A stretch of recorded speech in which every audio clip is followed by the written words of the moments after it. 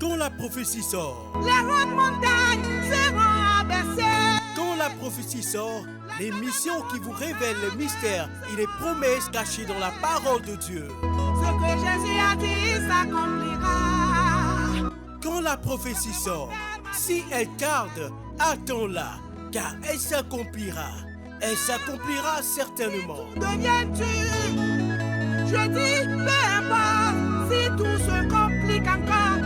Ce que papa m'a dit s'accomplira. Quand la prophétie sort, c'est tous les mercredis de 21h à 21h30 avec votre homme serviteur, l'évangéliste s'appelle Kapwe Mauna.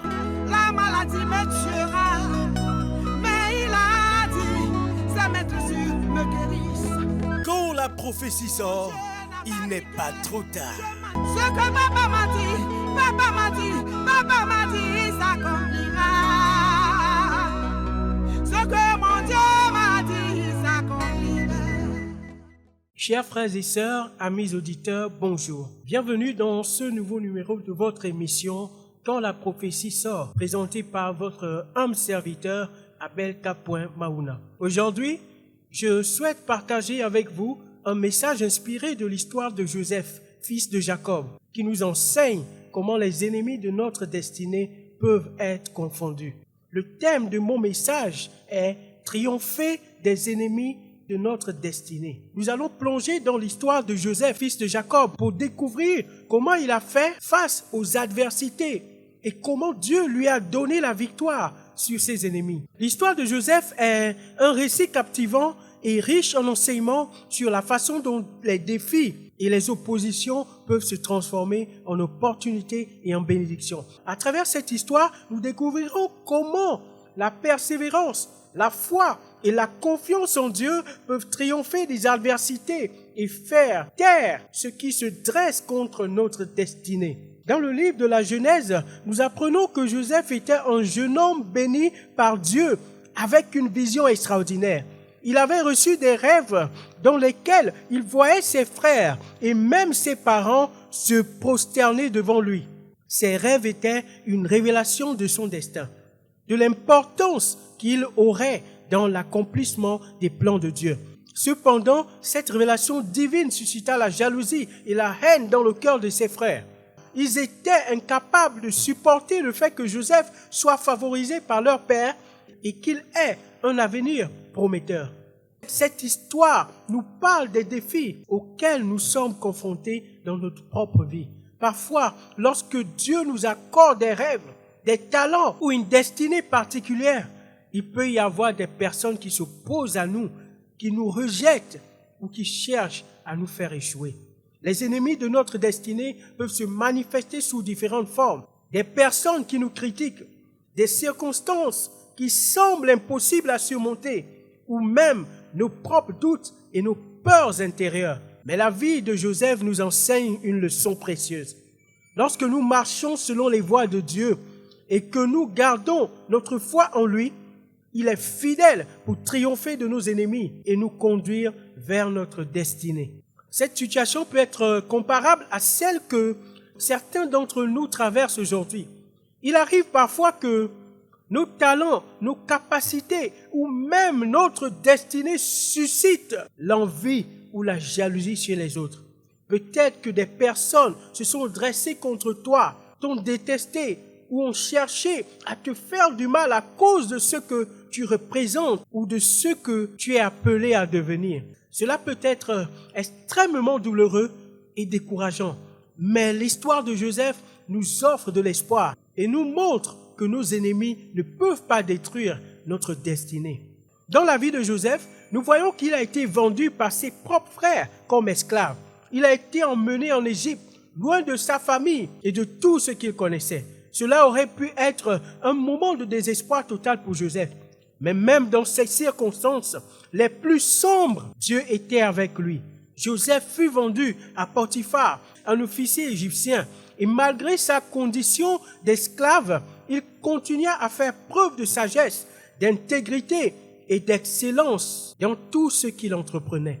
Cependant, une autre épreuve attendait Joseph. Alors qu'il refusait de céder à la tentation et de pécher contre Dieu en ayant une relation avec la femme de Potiphar, cette dernière l'accusa faussement et Joseph fut jeté en prison. Encore une fois, il se retrouva dans une situation injuste et difficile. Mais même en prison, Joseph trouva la faveur de Dieu et fut élevé au rang de responsable des prisonniers. Ces moments de souffrance, de trahison et d'injustice semblaient éloigner Joseph de son destin. Cependant, Dieu avait un plan plus grand. Finalement, grâce à l'interprétation des rêves du Pharaon, Joseph fut libéré de la prison et devint le deuxième homme le plus puissant d'Égypte. Il avait été préparé dans l'adversité pour accomplir le destin de Dieu et sauver son peuple de la famine. Ici, chers frères et sœurs, se produit un tournant incroyable dans l'histoire de Joseph.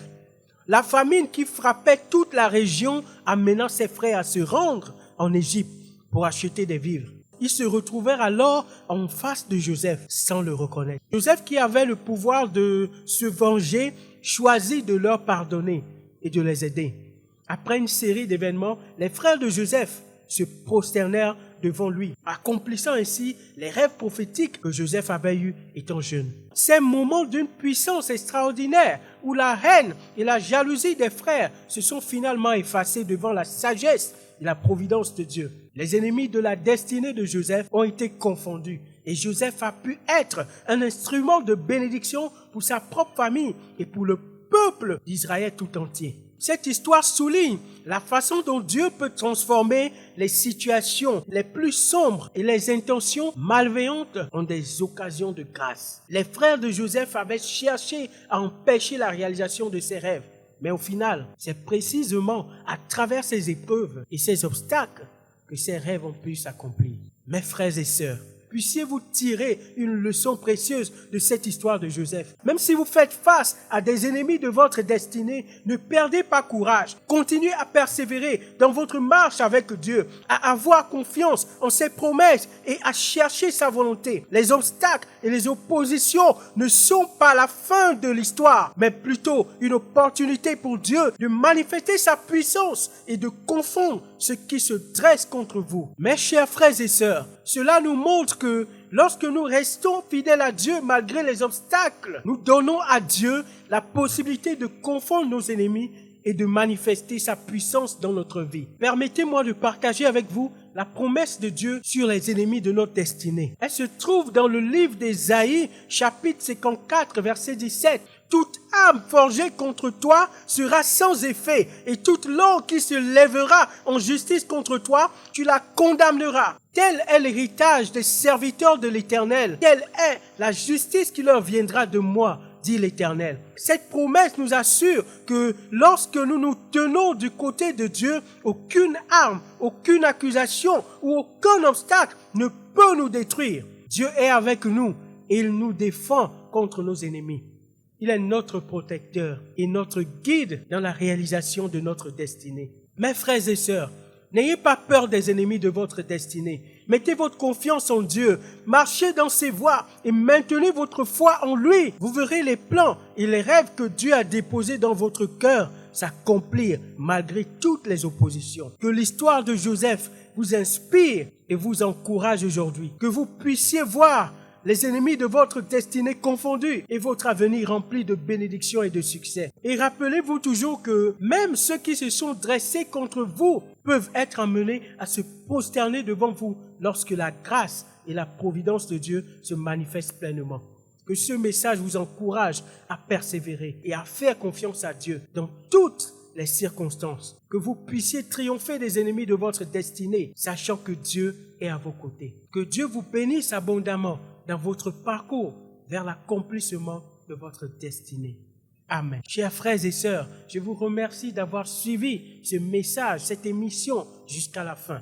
Que le Seigneur vous bénisse abondamment, qu'il vous fortifie dans vos moments d'épreuve, quelle que soit la situation que vous traversez maintenant. Sachez que l'Éternel est à vos côtés, il ne vous abandonne pas et que la victoire sera votre partage. Vous allez triompher sur les ennemis de votre destinée. Au nom puissant de Jésus-Christ, que la faveur de Dieu intervienne dans votre vie maintenant. Peu importe la situation que vous traversez, peu importe les épreuves que vous traversez, que vous soyez patient, persévérant, afin que la puissance de Dieu se manifeste pleinement dans votre situation et qu'à la fin, la gloire revienne à notre Dieu. Que la gloire revienne à Dieu seul, que la gloire soit donnée à Dieu et la victoire soit votre partage. Que le Seigneur vous fortifie, qu'il vous bénisse davantage. Je vous remercie et je vous donne rendez-vous le mercredi prochain à la même heure sur Radio Parole de Vie et à Cadiz TV. À très bientôt.